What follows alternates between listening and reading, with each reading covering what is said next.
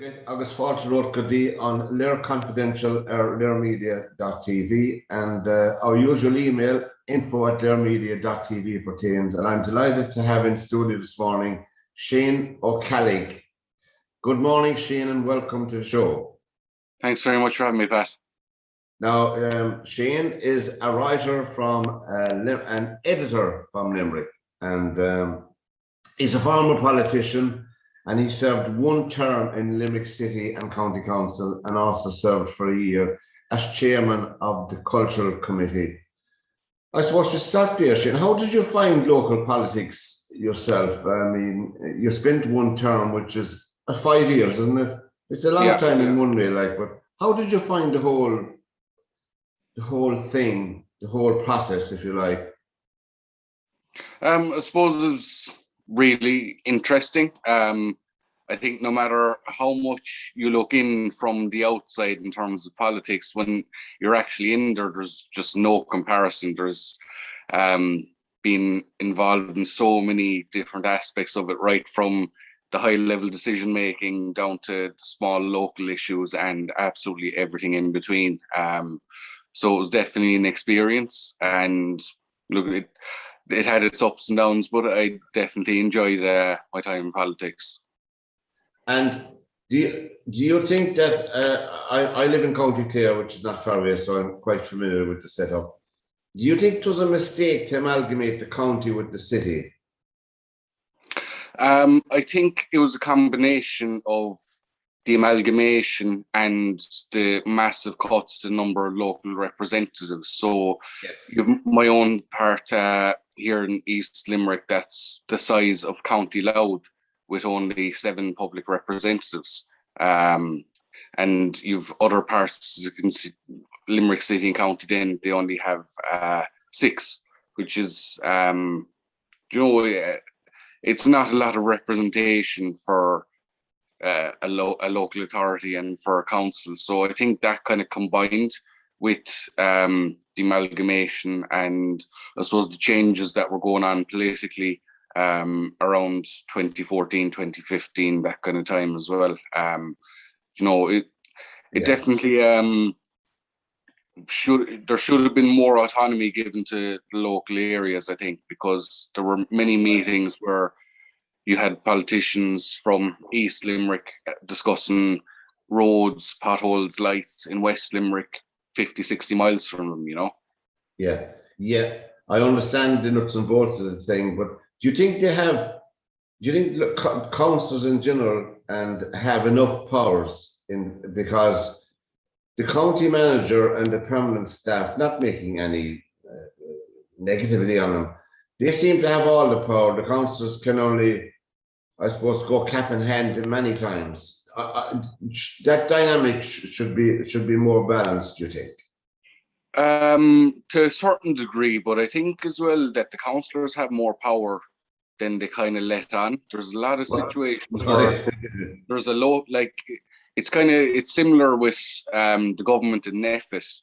The government is allowing Neffet to make decisions and take the blame because politically it's a safe maneuver. It's the same with the local authority, that local council are saying, oh, county manager won't do that, when realistically they have quite a bit of power to get things done. But it's easy enough to pass the blame onto someone in a permanent job that isn't up for re-election, rather than for local politicians to accept blame at budget time or at council meetings.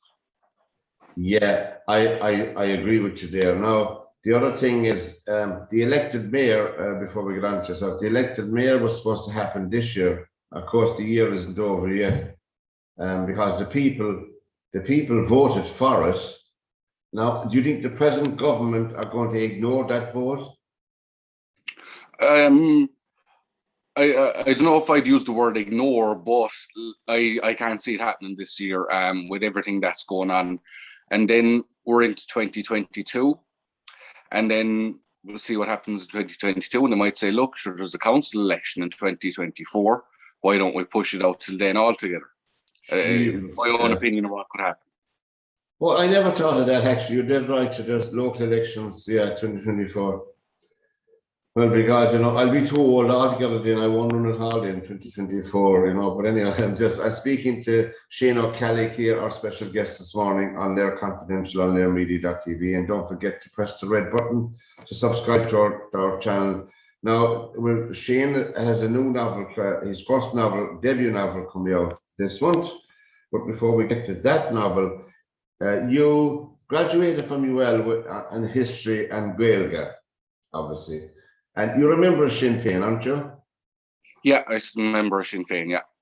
And I suppose, I don't know what to say in that Robert Byrne and the Limerick Soviet. Now, an awful lot of people know bits and pieces about that, How did you come to that, Shane, Robert Byrne and the Limerick Soviet? Was he, in your opinion, is he a figure that's forgotten about in many cases? He certainly was anyway, prior to 2019, the centenary year. And, it's an awful thing that in Ireland, a lot of our history, it needs to happen, say, on the 10th anniversary or 50th anniversary before people kind of pay attention. And this time around, it was the 100th anniversary. But it actually goes further back than that. The local branch of Sinn Féin was named the Robert Byrne Common of Sinn Féin. And the first commemoration in a long time held by the party for Robert Byrne took place in 2015. So we'd kind of a few years built up kind of before the centenary anniversary came around of the Soviet. So I suppose I'd an interest in that period of Limerick history. One of my special areas would have been the Tan War, Civil War, and kind of events around the start of the 20th century, the first half. So I would have had read quite a bit about it. And I suppose when I was in college, I had actually done part of an essay on Robert Byrne's hunger strike in medical history. So I quite a bit done, and 2018 kind of came around then and decided to have a book ready for the following year for the centenary event. And that's still available, is it, Shane? Yeah, I believe it's still available in local bookshops, the Celtic Bookshop, Key Books, and O'Mahony's Bookstore, and the Crescent Bookstore as well. Local bookshops took it, so I'm not 100% sure if it's still there, but I know there were definitely a few copies still around those. We're talking about Robert Byrne and the Limerick Soviet, all history buffs, local history buffs with the Robert Byrne. Where was he from, Shane? He was from the middle of Dublin City, but his mother was a Limerick woman, one of the Hurleys, her name was, and they moved back down after the death of Robert's father, and he became very active in Limerick then and would have been very familiar with the Dailies and Tom Clark, two very notable Republican figures in Limerick City. So Robert Byrne and the Limerick Soviet, and my special guest is Shane O'Callaghan here on the thing. Are you a Republican with a capital or a small R? Or if you know what I mean, if you follow my I do a Republican with a capital R. I have no problem in saying that at all. Because there was a time if you admitted to being a Republican, you were shunned or treated as some kind of an outcast, which was a shame, really, because it's an integral and part of our history. When I went to school at my age group, our history stopped at 1916. So we had no more, except you took an interest yourself in it, which was a pity, really, the way it was taught, But well, even not too long ago, when I was in school, like it was very similar, that you'd have a bit about 1916, and it kind of went to World War II, Vietnam War, and very little spoken about Irish history afterwards then. And that was only 10, 15 years ago. That is still not quite as in-depth as it should be, really. You look at events like the Soviet and like the Spanish Civil War that the vast majority of Irish people wouldn't be aware of. That's right. I mean, I didn't hear about Frank Ryan until I went to one of the Historical Society talks. I mean, they're fantastic groups. I know the Limerick Historical Society with Tom Denham and Tony Brown are doing a regular program here with us. And the amount of stuff I've learned to myself out of that, not because they're associates, because of the figures, very important figures in history that I never heard of. Now, a lot of that is my own fault, but nevertheless, the historical societies, whether they're in Limerick are, I suppose, societies that should be well supported and resourced as well, because the amount of work they do, the amount of information they put out there, the amount of books they produce, periodicals and journals, is just fantastic. And there should be more attention paid to it, you know. That's my opinion. I'm sure you'd share that as well, Shane, yourself. Well, of course, I know that it's not as simple as just typing words on pages to get history books done. There's, for every hour of writing you do, you probably do 3 hours of research. Absolutely, without a shadow, without, I know, looking into small things myself to do with music. It takes a couple of hours, you know, to find out information. And when you're giving out information, as you know, it has to be accurate, number one, and you have to have a reference for it as well. Now, that was Robert Burnham, the Limerick Soviet, and then you went on to, from Glencar to Glantine, the Liam Scully story. Tell us about that, Shane. I suppose it's kind of a local story in that Liam Scully was an IRA volunteer from Kerry, but he actually gave his life at the Battle of Kilmallock. And again, that was a centenary book released last year.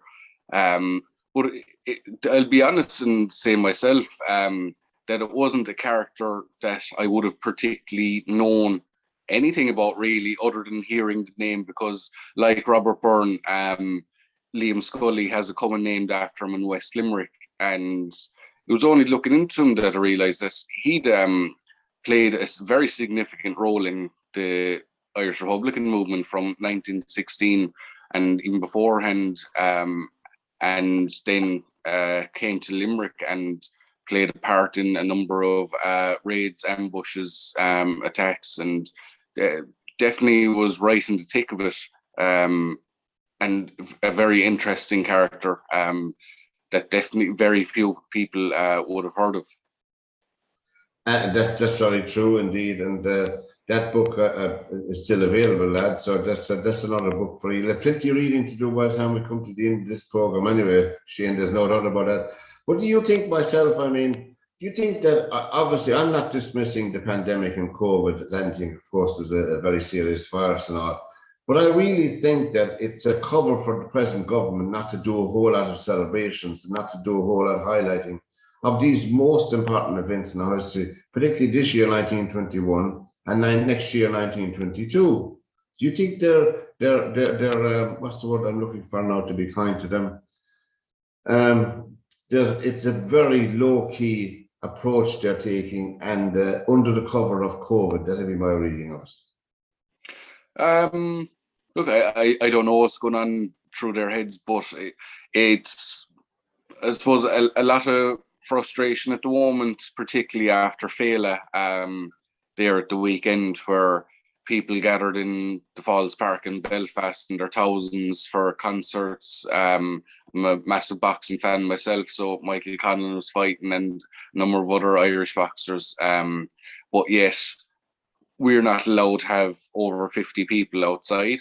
Now that turns out to be 200 that nobody knew, bar Leo Varadkar and Catherine Zabone. That's right. We're allowed to have 200. Yeah, very convenient, yeah. And I was in Croke Park. I was in Croke Park on Sunday at the Cork Kilkenny match, where 24,000 people were allowed in, you know. But I don't know why the place wasn't full, but that's just my reading of the thing. And I met Kelly Harrington's dad and son and brother Sunday morning early, because up there early to meet them, to say hello to them, get a photograph with them, you know. But it's fantastic. But I presume you saw the fight, the Kelly Harrington fight. Not live. The Japanese time didn't really suit me too much, no. But no, I watched it afterwards. It was a tough fight. Now, two very good boxers, and great that Kelly took home the gold. And a pity that a boxer who lives so close to Croke Park couldn't have a civic reception or a mayoral reception. I'm sure, Shane, there's no doubt in my mind, if they were a member of any other party or group, heaven and hell will be moved from. And I thought it was appalling of our government. But I know the good people of Portland Road where she is, and just having chatted to 20 or 30 of them on Sunday morning, I have plenty of time to talk to them. I mean, for the Lord Mayor not to host a civic reception for herself and her family, I mean, we don't win many gold medals in this country, as you know, I don't have to tell you, and not to host a civic reception in the Mansion House for her family, her immediate family, was absolute shocking in my book. You know? No, definitely. And as well for Aidan Walsh, bronze medalist in the boxing as well, who suffered an injury, unfortunately. Belfast boxer should have been welcomed back to Dublin Airport like any other Irish athlete, no matter what medal it was. And definitely there should have been. I'm just wondering, Shane, before we forget, was the Lord Mayor in the airport to meet her? I don't know. I don't know the situation. That's the green one. Is that the green Lord Mayor, or has she gone out of office? I think it's still her, but she could be running for any number of elections at the moment now, from what I gather. But I think it's the name escapes me now. Ellen Chu. Yeah. I believe it's still her anyway. I suppose it's around that time of year when mayors exchange chains now at this stage. And you know, just to be totally cynical about it, should they could have had that bash at the Marion Hotel. You know what I mean? There'd be no problems, because the Attorney General said there's no problem here, lads. Nothing to see. So wouldn't they be flying? I think we'll book it for her, the creator. But anyway, I think what goes on in this country sometimes, Shane, is just you really wring your hands at it. There's no words for it now. Shane O'Callaghan is our special guest here on LiR Confidential, lirmedia.tv. And our email is info@lirmedia.tv, and don't forget to press the red button on the right hand side to subscribe to our channel. And we're fantastic. We've gone over the 500 subscribers, so we're heading now towards the next 500. 1,000 is our next thing. So it's important you look at the program. It doesn't matter what you think of it. We don't mind what you say about the program, but share it when you see it as well. Anyway, Shane, getting back now to how long is this novel, or the new novel coming out at the end of the month, is The Half Mile Road by Shane O'Callaghan. How long was this in your head before it got down between the covers, as they say? Very, very short time. I was actually working on something else, and it was like a light bulb moment that I was working on something more historical, and this is something completely temporary, set somewhere within a month to a couple of years from now, politically. So it really just came to a stage where I just had an idea, stopped what I was doing, and drove to the other side of the country to actually have a look at the place that I was setting the book, all within a couple of days. So it really didn't take long for creating it. It was just one that came to my head and thought it was a really good idea, and just went with it. And that stretch of road, for people viewing it, where is that located? It's just between the border between Fermanagh and Monaghan. It's, as the title suggests, it's a half mile of this like little country road, grass grown up the middle of it, fields either side, and half a mile is in Monaghan, and it's surrounded either side by Fermanagh. So this book looks at, well, there's so much talk of hard border, hard Brexit, maybe not as much at the moment with the pandemic and everything, but it's still something that's, yeah, 100%. So it looks at what would happen if the hard border was imposed, and little roads like this could be closed, as they have been done previously by the British government, particularly during the 80s and 90s. Well, they were closed. I was in the army from 69 to 74, and we did a lot of border duty, and after those roads were closed, I was certainly patrolled on this side and the other side. We met our contemporaries on the other side of the British Army, but I mean, people don't, and it's not so very long ago, when there's a huge military presence all along the border, both from our side and from the other side. So people don't realize it's not so long ago, and You can understand people living there, of course, it's a different reality for them. I mean, as you said, all those little roads could be closed, you know, every one of them. Yeah, it's a possibility that hopefully it never comes to, but I think it's worth noting the seriousness of these negotiations and how this plays out between the EU and the UK, because there can be serious consequences for everyone right across the island. Do you not agree, Shane, that the Brexit situation pertaining to the 6 counties has brought into stark focus the fact of assimilation back into the natural habitat of the 6 counties into the Republic? You know, doesn't that sharpen the minds of a lot of people, and doesn't it bring back into the reality? There's no need for this carry on anymore. It should be all one country. Well, I think that the conversation needs to happen, and I think the border itself is definitely a focus on this book. Whether you agree politically, disagree politically, I think geographically you have to say this is ridiculous, because when you look at a little country road that it goes from Fermanagh, Monaghan back into Fermanagh over the course of 1.5 miles, and you've a half mile of it completely isolated. It just doesn't make sense. You look at any other country, like, you know, that if you put a border where it was just crossing roads left, right, and centre, it would look at being changed. And it was in the early 1920s, after the ceasefire negotiations, it was looked at, but no agreement could be made to smooth it out. And it was kind of left with geographical features being the border, and it's a stream.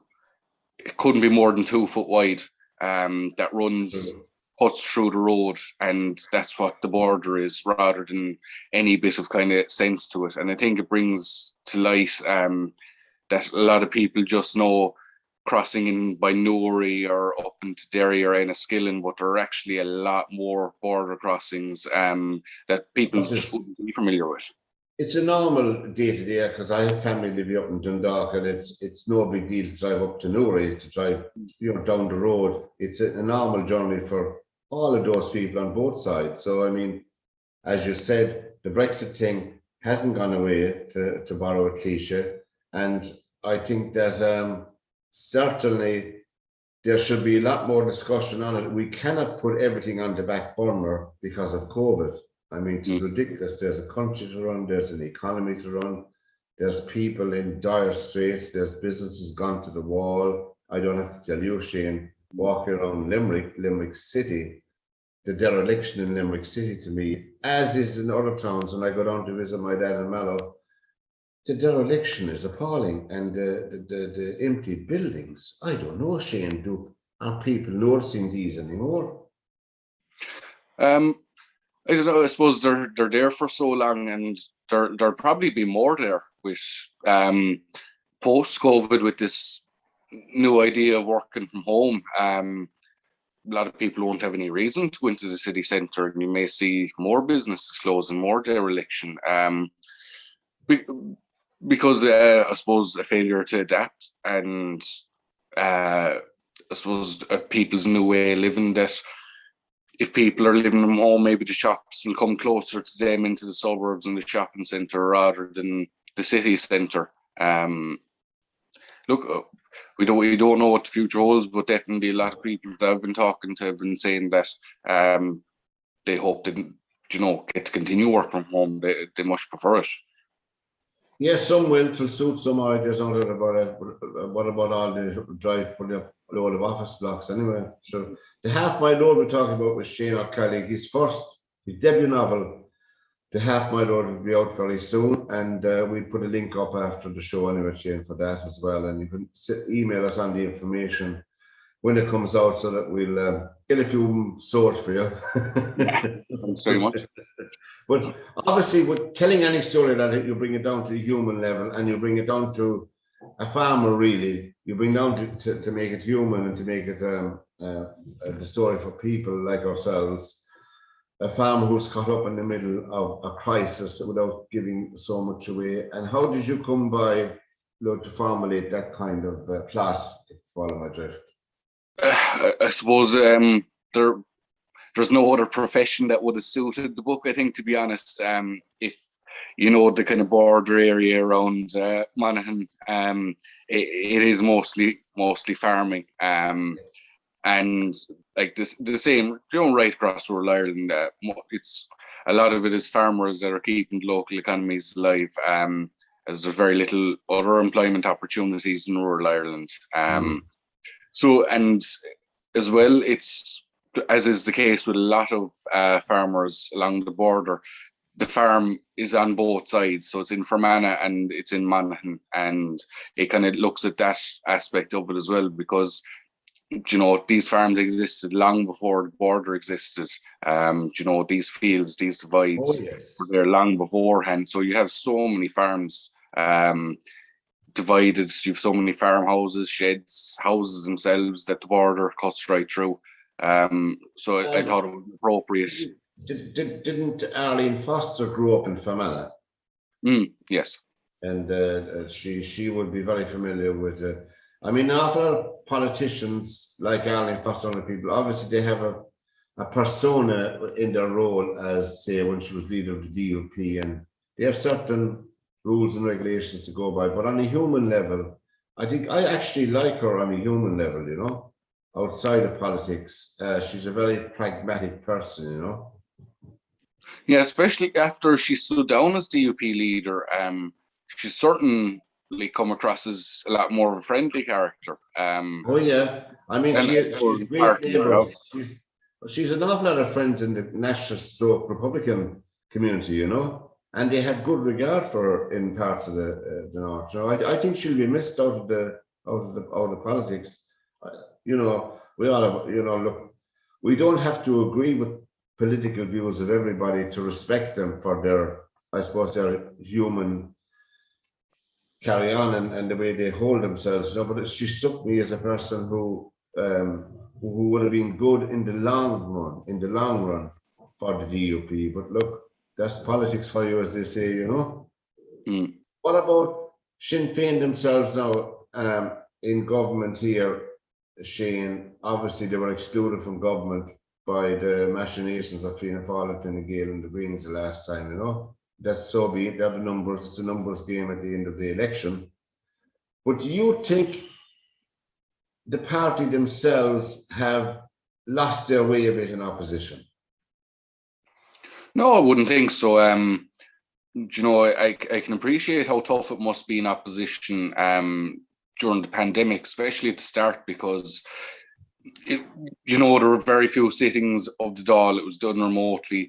So it was just, especially the news timeline, it was just the government making decisions. And I suppose, you know, in a pandemic, you know, you're certainly limited on interactions, and hopefully soon the Dáil will be back open. But even in the convention centre, you know, we have been a strong opposition, I believe, up there. But I suppose it's Sinn Féin, to me, I'm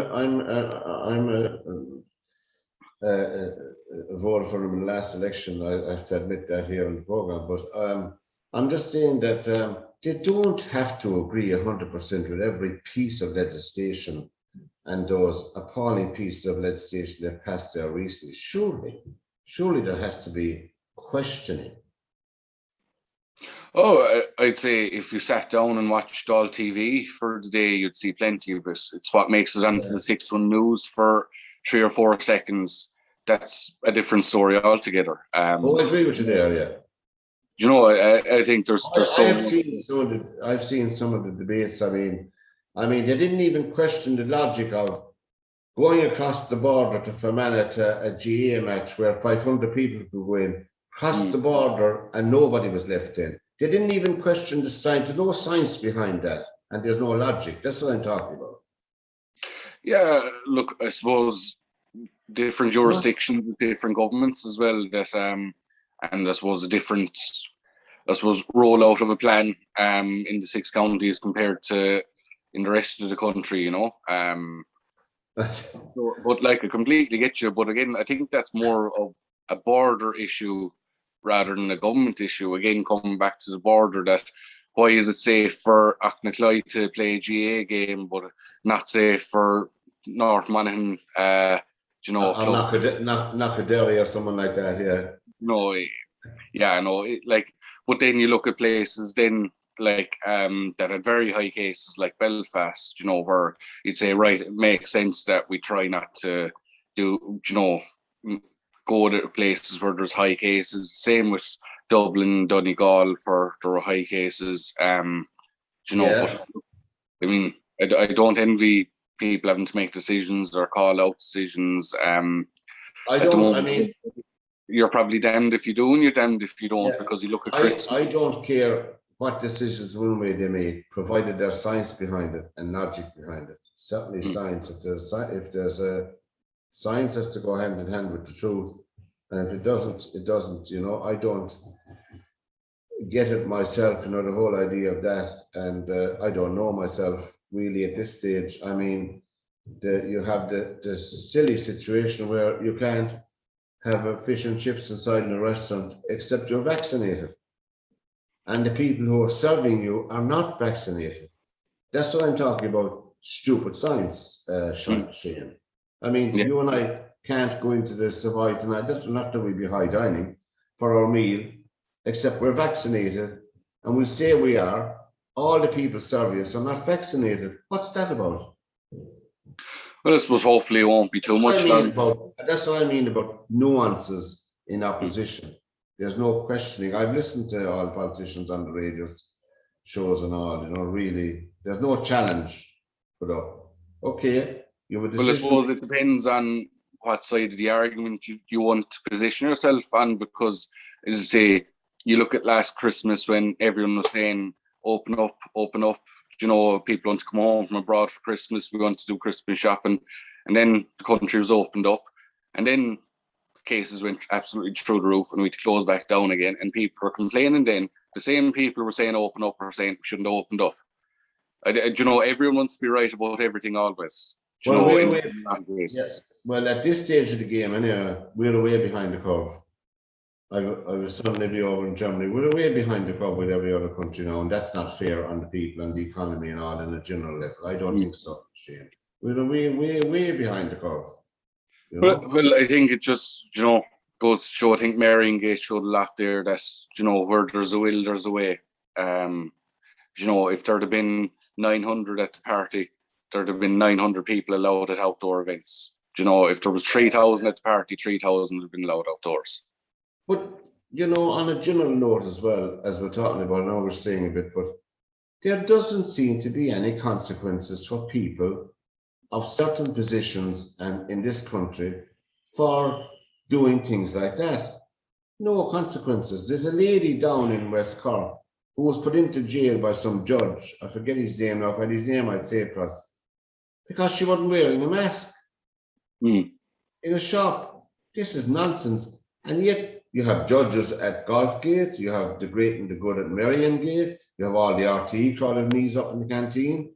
Does it depend who you are and what kind of job you're in? There's no law for you. I suppose it's definitely a more nuanced one there, because from what I recall, this case in Cork there was more to it, that it was the way behaviour and acting towards staff, and, you know. Well, that's just an opinion. That's just words and opinion. There's words and opinion, but, you know, I've often seen footage where people are violently shouting peaceful protest, like, you know, saying peaceful protest and being violent. Come here, they don't go together. Like, you can say one thing and do another. But it goes the same with the government. Like, if there are rules broken, then there should be Garda investigations. People should be stepping down, regardless. And we did see people stepping down in Golfgate. All right, but, you know, I'll agree with you. There wasn't the same criminal investigation that there would have been if they'd have been a communion party or a christening party. Yeah, but you're dead right there, Shane. In Golfgate, people step down for being a minister. They're still a TD. If I was caught in Golfgate and I was working a job, would I have to resign from my job? Yeah, very likely, I suppose. Like, it wouldn't just be a demotion. They're still TDs. They're still judges. There's a judge now that was at Golfgate. He's still getting his pay for doing nothing. Yeah, and there were bankers there from what I recall as well that still haven't been named. We've only heard about what 7 or 8 names out of the whatever 100 people that were there, and it's the same at Marion Gate. We've only heard 3 or 4 names with the We'll Green have to Party. we'll have to supply all the staff now in these hotels with good cameras, good iPhones in future, so that they'll be able to keep tabs on them all, My special guest is Shane O'Callig on LiR Confidential here on lirmedia.tv, and our email is info@lirmedia.tv. We're looking forward to the debut novel, The Half Mile Road by Shane, which is due out this month. And also the other 2 books we touched on, from Glencar to Glantine, the Liam Scully story, and also Robert Byrne and the Limerick Soviet. The principles of the Limerick Soviet, before we finish up, Shane, the principles of the Limerick Soviet was a good one. It's a lot more complicated, I suppose, in terms of principles, because you definitely have conflicting groups that were running the Soviet together. Say you'd the Republican movement and you'd the Labour movement, and then you those who were kind of both, and you had some who were kind of very staunchly one or the other. So, like, the Soviet is more a nickname. It was a general strike against the military curfew imposed on Limerick, and the principles were, I suppose, liberty. I suppose you could probably put it in a broad sense like that, and then break it down to where some people had a more left view of it, other people had a more nationalist and self-autonomous view of it, and some people, I suppose, then were Republican, as in they had that left view and nationalist view. So there are a lot of different groups at play coming together, because they were taking on the British Army, so you couldn't have infighting or splinter groups when you're taking on, that was then the strongest military in the world. Yeah, that's true. That's true. But certainly if nothing else, it made an impact anyway. And I only heard the name, the Limerick Soviet. I lived in Cork before I moved down here. But when I moved down here, I realized the whole history of it was that thing. Of course, we're good for that thing. We coined the phrase boycott, Captain Boycott, all those years ago. And that was extremely effective, Yeah. I think that inspired a lot of people, including Mahatma Gandhi, the silent, non-violent protest, that sprung out of that ideology, Yeah, it would have the civil rights movement in the USA as well, where they would have boycotted the buses, where they weren't allowed sit at the front. That was definitely a major point of that as well. Yeah. Tell me, have you any? Will we see you again? Will we see your name on posters again in any shape, form soon? What do you think? Down the line? Maybe down the line at some stage. Look, who knows? You never say never, but it could be quite a while down the line, and that's not a definite yes by any means either. And overall, Shane, those 5 years, I mean, did you enjoy those 5 years? That's a stupid question, but did you enjoy the 5 years? I did, yeah. It was tough work, but it was work worth doing. And it's true to say that it's 7 days a week, days and nights, because as you said, when your phone rings, I mean, those are people who voted for you or potentially could vote for you again anyway. So is there that compulsion? What I'm saying is not to be off duty. I don't mean to sound like that, but you know what I mean? Is it a continuous? There's definitely that culture there, and it's not a healthy one. I would try to set my own hours, to have a bit of structure there. But I've heard of people taking calls in the middle of the night, and that is not good for your mental health. That is not. There's no other job that you'd be expected to do that in, and if you were, there'd be protests held outside. But it seems to be the only job where you're expected to throw workers' rights out the window, and it could be any hour of the night. You could be out in a pub at 1 o'clock in the morning, and you're expected to sit down and listen to someone's problem. As you say, it is all the time, but people, regardless parties, they need to pull it back a bit. because Yeah. you do see it does have a massive effect on people, and you do see people they run for one term, that's it, they wouldn't even think of running for a second Yeah, term. that is very true. That's very true. I know if I'm talking to different people, I know myself, you have to turn off your phone Mm, or have a special phone for your constituency work, a yeah, phone, a mobile phone for your constituency work, where it's on all day and the evening and then it's off at night. I don't know. But I mean, um, so that was fine. Now you were the chairman. I just touched on something because in the light of COVID, because a lot of my friends, I'm interested in jazz society, and all of that, all music and entertainment for a long time. But you're chairman of the cultural committee. mm. Is there a lot of lip service paid to culture in general, or do people strive to do their best on small budgets? Oh no, it's lip service. Trust me. From that position, I suppose it was my duty to argue at budget time for more funding for culture, arts, events, that kind of thing. And God, they cut it asunder. You know, Oh I yeah, don't know whether that was because there was a Shinner in charge of this committee or what it was like. But yeah, no, even during my year, like I saw budget cuts. You know, to an already very small arts budget, and I suppose then you're left to kind of explain to people why there isn't enough money for X, Y, and Z, even though it would have been not yourself that would have voted for these cuts. So it was difficult, but there were some big moments as well. Where the St. Patrick's Day and Riverfest having fireworks, bringing people into the city centre and seeing, you know, live performances take place around Limerick, and great atmosphere. And it's hard to think it was so long ago when that took place, and it's been so long since any of that has happened. Hopefully again soon. Hoping that Riverfest takes place the next bank holiday weekend. You know, I think we're far enough out to be hopeful at the moment. I think my own opinion is that I wouldn't hold out too much hope for the rest of the year, and that's my own opinion. for you mean for the October weekend we're talking about now, the October weekend. I don't know. I still don't know. I've heard 2 more weeks so many times at this stage now. You know that I know.